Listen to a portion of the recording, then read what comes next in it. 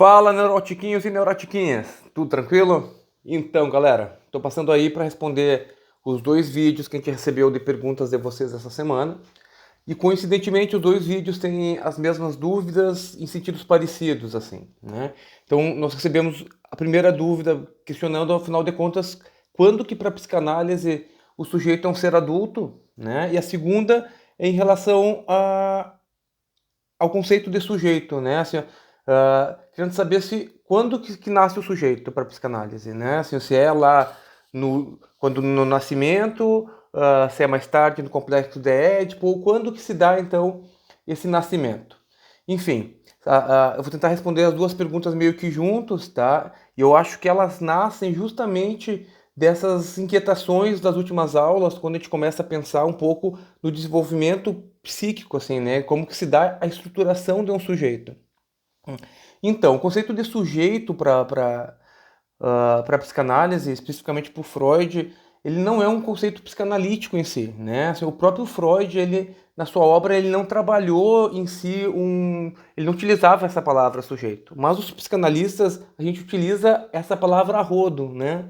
Todo dia a gente fala sujeito, sujeito, sujeito, sujeito, sujeito. Mas curiosamente o Freud só aparece na obra dele uma vez a palavra, né? Assim, no texto original, né? Em algumas traduções isso ganha outras vertentes, mas o que quer dizer que para o Freud tinha um sentido, mas a palavra sujeito em si não dizia muita coisa, né? A partir dos pós-freudianos é que isso ganhou uma repercussão muito maior, né? E o conceito de sujeito, aquele que nasceu lá no século XVI, lá pelas vertentes da filosofia, ele ganha um espaço dentro da psicanálise, mas daí como o sujeito do inconsciente. Ou seja, o sujeito para Freud, ele vem de uma linhagem, né, lá de Hobbes, Schopenhauer, de Nietzsche, Schopenhauer, né, que diz que o sujeito não é um ser bonzinho, né, ele não é nós somos bicho, nós temos uma parte nossa que não é uma parte tão civilizada assim, né? Mas me parece que as duas perguntas, elas vêm um pouco na linhagem individual, né? Tipo, quando que um sujeito se torna o sujeito em si na sua própria história. Então a gente diz que na psicanálise nós não temos o nascimento de um sujeito. A gente não nasce o sujeito, tem a constituição. Então não nasce, se constitui, né? O que isso quer dizer? É que em um determinado momento isso é o início de um processo, né? Então, se a gente dizia lá que logo que o bebê nasce, ele passa por um momento, né? E que esse momento é um momento em que ele não tem uma divisão muito clara do que é eu, do que é o outro, né? Assim, então que ele acredita que ele e a mãe são um conteúdo só, né? Então aquela fase que a gente chamava lá de ego ideal, lá no começo, naquele eguinho muito incipiente, no começo do narcisismo. O Lacan a gente vai chamar aí depois de fase do espelho, né? Que é a partir do momento que a criança ela consegue fazer a constituição da imagem de que existe um outro, né? Então, quando esse bebezinho ele começa a perceber que, olha, eu sou a vossa majestade, eu controlo tudo, e tem algo que eu não controlei em algum momento, ele começa a se dar conta, opa, tem alguma coisa que eu não controlo. E se tem algo que eu não controlo, pode ser que alguém controle por mim. E começa aí, com a relação do outro, a construção de uma identidade de quem eu sou, né? Então, para a psicanálise, esse sujeito ele só existe na linguagem, tá? Ele só existe no que o Lacan depois vai chamar de acesso ao simbólico, que é quando esse sujeito tem uma falta, quando ele percebe que ele não, o desejo só existe quando tem uma falta, né? Então, para acessar o mundo da linguagem, para acessar as comunicações, esse sujeito ele existe a partir da linguagem, né? O que isso quer dizer para Freud? Quer dizer que lá naquele desenvolvimento psicossexual, quando esse bebezinho ele consegue reconhecer que existe um outro que não é ele começa a construir mais rapidamente o seu ego através de identificações do... Lembra que a gente falava que o ego é formado por um monte de partes de egos de outras pessoas? Né? Tem um pouquinho das pessoas que cruzaram o nosso caminho. E isso vai constituindo o que a gente chama desse conceito de sujeito, né? Só que o sujeito para a psicanálise é isso que ele acha que ele é, que depois vão chamar de self, né? E também o que ele não sabe que ele é, que é esse sujeito do inconsciente, né? E tem mais uma coisa que eu acho bem importante a gente poder pensar, que para a psicanálise, uh, a, a gente não nasce então esse sujeito, a gente não nasce uma pessoa, né? A gente nasce um corpo, a gente nasce fisiologia, né? E tanto o Winnicott como o Lacan, eles vão dizer que é um bolo de carne, né? O bebê é um bolo de carne. O Winnicott diz, tem uma frase famosa que ele diz, o bebê não existe.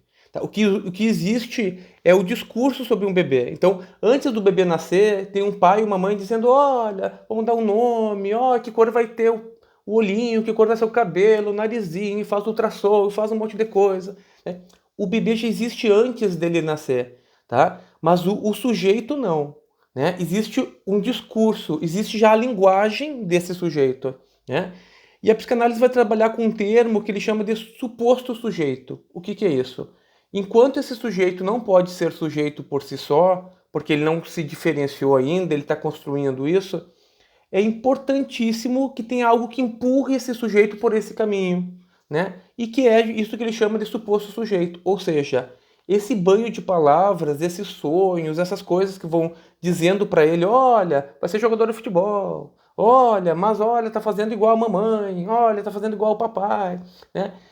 Isso que vai dizendo o que essa criança é, empurra ela a ser, tá? Então, para a psicanálise, isso é uma mola, isso é algo que puxa esse sujeito. Então, existe um determinado momento que é o processo de individuação ou de diferenciação entre eu e o outro, onde começa a existir um sujeito, tá? E isso não para mais. Isso é um processo que se inicia aí, né? E vai ganhando gradações. E daí eu quero emendar com a segunda pergunta, que é quando a gente é adulto, né? E é uma pergunta muito difícil, porque a gente não tem uma resposta específica, né? Nós temos adultos de 18 anos, nós temos crianças hoje de 60, né? Então, assim, ó, isso não é uma questão cronológica para a psicanálise, isso é uma questão de implicação subjetiva. O que é isso, essa implicação subjetiva, né? Não existe algo que a pessoa tem que fazer, que o sujeito tem que fazer para ser adulto, né? Assim, é uma questão de identidade, a pessoa precisa sentir-se adulto. Então não é aos 18 anos que você apaga a velhinha, que você aperta as mãos das pessoas e diz, agora eu sou maior de idade, sou adulto. Embora a legislação possa utilizar isso como borda, né?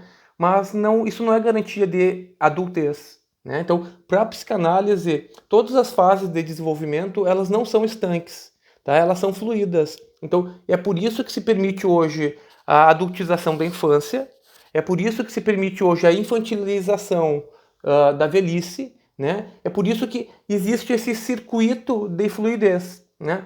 Mas então a gente não tem uma resposta para quando a gente se torna nem adulto e nem quando a gente se torna sujeito. A gente tem a resposta de quando no desenvolvimento se inicia o processo de individuação, né?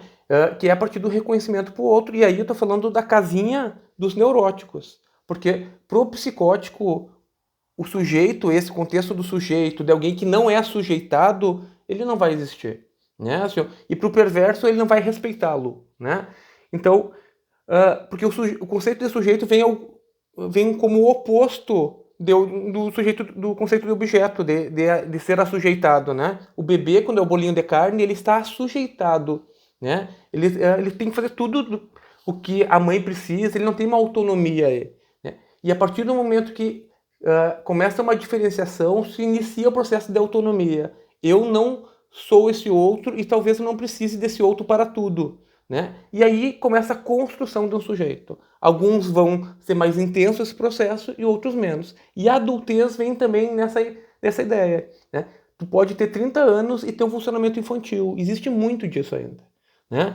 A gente vê hoje em dia uma geração inteira com um sistema cognitivo muito avançado, muito inteligente, mas o emocional com uma idade muito atrasada ainda, né? Como se fossem crianças em corpos de adultos, né? A gente vê cada vez mais os jovens adultos, que não são tão jovens, mais de 28 anos na casa dos pais, ou 30 anos na casa dos pais, né? Isso é uma nova configuração social que vai acontecendo, que vai mudando de tempos em tempos. Então, a resposta do que era um adulto, do que é um adulto hoje em dia, é muito diferente da resposta do que era 20 anos atrás ou do que era 100 anos atrás. Basta a gente pensar, quando a gente lê um Machado de Assis, por exemplo, né, a gente começa a ver que, olha, aqueles personagens ali têm 14, 15 anos, né? E a gente lê os livros como se fossem adultos, né? Quando a gente vê Romeu e Julieta do Shakespeare, a gente pensa, olha, eram dois adolescentes, né? É 14, 16 anos, né? E a gente lê como se fossem dois adultos. Enfim, talvez para aquela época existisse uma adultez no funcionamento. Então, se cada época forma um sintoma, cada época também forma então um sujeito, né? Forma o que se espera de cada sujeito, né? Então, eu quero recomendar para vocês, quem não assistiu ainda, então, A Invenção da Infância, que é um documentário muito bacana da Liliane, vale a pena, tem no YouTube aí, vale a pena vocês darem uma olhadinha neles, tá? Quero deixar também duas diquinhas de livros, deixa eu ver se estão aqui, rapidinho para vocês, que são livros, quem já viu esse daqui, A Parte que Falta, falando de sujeito e falando que o sujeito existe a partir de uma falta, que o desejo só existe com falta. A Parte que Falta é um livrinho infantil muito bonitinho de ver, tá? E tem também a outra falta, que é a continuação desse, mas não está aqui, eu mostro na próxima aula, que vale muito a pena também. É rapidinho, é um livrinho para criança mesmo, muito bonitinho, mas é uma aula de psicanálise, tá? Quer entender de sujeito? Quer entender de desejo?